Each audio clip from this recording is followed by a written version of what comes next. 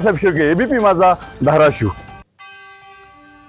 मागच्या काही दिवसांपासून विश्रांती घेतलेल्या पावसानं कोकणामध्येही पुन्हा एकदा हजेरी लावली आहे. कधी मुसळधार तर कधी हलक्या ते मध्यम स्वरूपाच्या पावसाच्या सरी बरसत आहेत.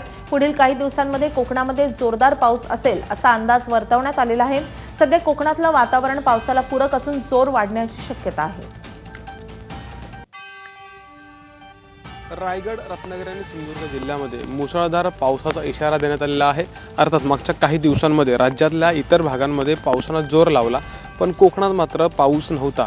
अगदी काल संध्याकाळनंतर रत्नागिरी जिल्ह्यासह कोकणातल्या अनेक भागांमध्ये पावसानं हजेरी लावलेली आहे.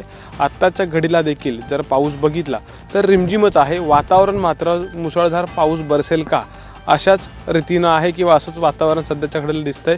आत्ताच्या घडीचं वातावरण हे पावसाला पोषक असं आहे आणि पुढील काही दिवस पावसाचा जोर कोकणात देखील वाढेल असा इशारा देण्यात आलेला आहे.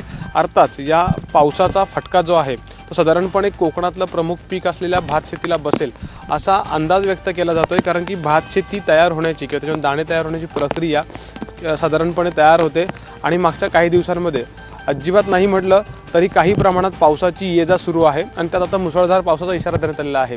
परिणामी एकंदरीत याचा परिणाम भात शेतीवरती होऊ शकतो असं देखील म्हटलं जात आहे.